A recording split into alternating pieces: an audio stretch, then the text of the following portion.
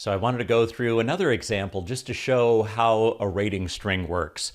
On this example, we have a fairly common low back injury. So lumbar spine injury. One of my clients, a correctional officer at the end of his career, had low back pain on a regular basis, part of a cumulative trauma. So what we're going to do is just run through a rating example for this fairly typical low back injury and probably a fairly typical rating as well. We're going to say that the injured worker is 53 years old for rating purposes.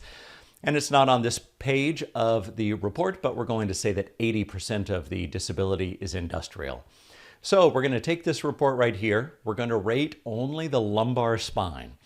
So doctor placed the injured worker in DREII Roman numeral 2 for the lumbar spine, a fairly common finding. The QMEs will use that oftentimes if there's a low back injury and there's non-verifiable radiculopathy, or if there's muscle spasm or muscle guarding, that type of thing. So 8%, so let's start our rating string. We're going to walk through the 2005 Permanent Disability Rating System to get all of these excerpts. I'm just going to post up sections or excerpts from that book. That's where I'm getting all of these following figures. So we're going to start lumbar spine. We go to the lumbar spine section. A lumbar spine is 15.03.01.00. Yeah, they're really zeros. But that's lumbar spine using the DREII method. So let's start our rating string below. But I'm going to put in there our QME found 80% of the disability to be industrial. So I'm going to start with 80%. We're going to do the left parenthesis, and then we're going to do 15.03.01.00. Next, we put in the doctor's whole person impairment rating that the doctor gave us in the report. So we put in the 8. Next, we have to modify that for the DFEC modifier. Long time ago, the doctor would assign, the AMA guides, based on what rating or what impairment the doctor used would determine what DFEC modifier we would use. Right now, for all injuries for the last, God knows, 8-10 years, we're using the 8 modifier. So we're going to look across. We're going to find our 8, which is our 8 whole person impairment. We're going to go down to the bottom for an 8 modifier, and that rates out to 11. So next goes in 11. Next, we need to find our injured worker's occupation. Client here was a correctional officer, so we're going to turn to correction officer. Fortunately, that's in the guides. We see that his rating or his occupational code is a 490, so that goes into our rating string. Next, we need the modifier. So how 490 interacts with the 15.03, etc. for the lumbar spine. Correction officer is a fairly strenuous job. Lumbar spine injury is going to have quite an impact on the injured worker.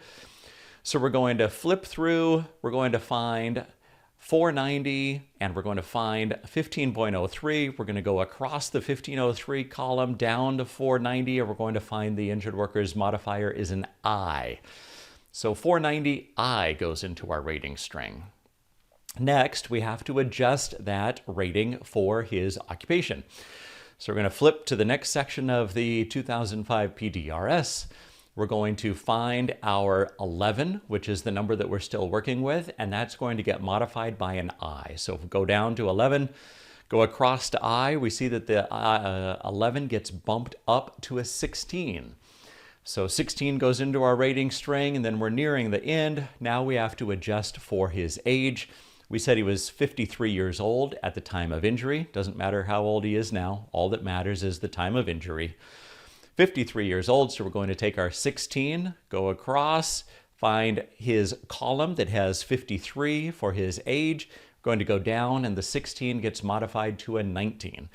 So now we're at 19% permanent disability, but we still have to deal with the fact that only 80% of this is industrial. So we put on the right parenthesis, we take 80%, we multiply that times the 19, we're left with 15. You don't use percentages or any decimals, any fractions at this point.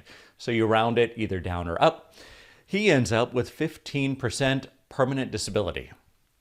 You then take that 15%, In his case, it's going to get added in, or combined, I should say, with all of the other ratings. So any other knee impairment, any other wrist, shoulder impairment, if there was other heart impairment, Lord knows, all of those would get combined together. But he's looking at, right here, 15% permanent disability. What's the dollar amount, you ask? Let's go find a money chart so that we can find 15%. So we'll go down, find 15%. We're going to go across to relatively new date of injury. And the dollar amount for a 15% permanent disability is, looking at it again, $14,645.00. So if it was only a lumbar spine injury, that's the only injury that we had, the only part of body for this, that would be the final permanent disability. There's really no negotiating to that. Everything goes into the rating string. The money amount is set by the state. That's the dollar amount. In this case, there's other parts of body, so those ratings are all going to get combined using the combined value chart. The dollar amount will change at the end. This is, again, a fairly typical example. So this is someone who is doing fairly strenuous work, and that's why we were at 490I, so it got bumped up. This is also someone a little bit older than the average worker, so it again got bumped up, but ending up at 19% permanent disability for a low back injury, and then around 15% after apportionment.